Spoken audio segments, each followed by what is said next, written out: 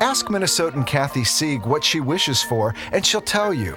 It's finding security, making her life count for something, and eventually... I want my log cabin in the tall pines on a lake in northern Minnesota. As a part-time nurse and mother of 3, Kathy Sieg has a genuine concern about her security. A concern that escalated when her marriage of over 30 years crumbled. I was filled with grief and despair and lots of fear that I wouldn't be able to survive, financially or emotionally. While married, Kathy's paycheck went towards groceries and incidentals. Now, responsible for all her bills and overcome with a broken heart, Kathy fell into a deep depression. I couldn't eat and I couldn't sleep. I lost a lot of weight. My friends were worried about me, and I was worried about me too. So day after day, Kathy cried out to God. I would lay in my recliner when I was down and I say, God, don't forget me. Don't leave me here. Use me. Make my life count for something. God answered Kathy's prayer in a surprising way. I turned the TV on and there was the 700 Club. And I watched it and I realized that I was feeling comfort and hope. That tightness in my stomach was gone. Soon, Kathy became a 700 Club member. I started realizing I didn't miss the $20 and my check was, I was paying all the expenses for myself and my check was lasting. Still a part-time nurse, Kathy climbed up the giving ladder completely by faith. The more I gave, the more I got. Each time I doubled my pledge, my checkbook grew more. And so now at the end of the year, I would have several thousand in my checking account. And it's just incredible.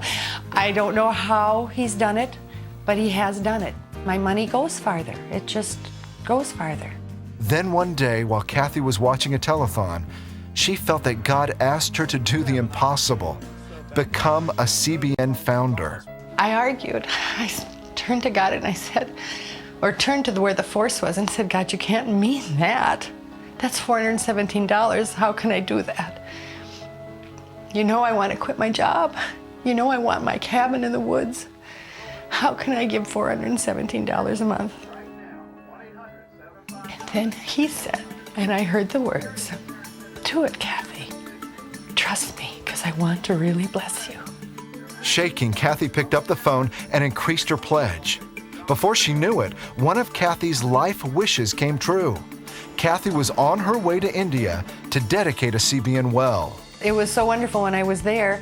Not only did I do the well, but they invited me to go out on their Operation Blessing excursions, and they have so many, and what a blessing to see all they do over there. And the people know it's Jesus. It's through Jesus that they're being helped. In India, Kathy realized her life really did count for something. And that was just the beginning of Kathy's blessing for obeying God. For the first time in my life, I can do whatever I want, buy whatever I want, without worrying about it. And that has never happened to me before. You can't outgive God. That's the law of reciprocity. I have given, so I have. I didn't give before. I wasn't a faithful tither before, and I didn't have anything. And nothing has changed except my giving. That is all that's changed. And now I have. Today, Kathy has the security she's always longed for. I feel more peace. When my security depended on me, I worried. Now my security depends on him, and I don't worry anymore. And what about that cabin in the woods? Well, Kathy's still hopeful. What I have until then is knowing that God has his eye on me. And that's more important than anything I could wish for. But I do know that he's not through with me yet. And he has a lot of good things planned for me.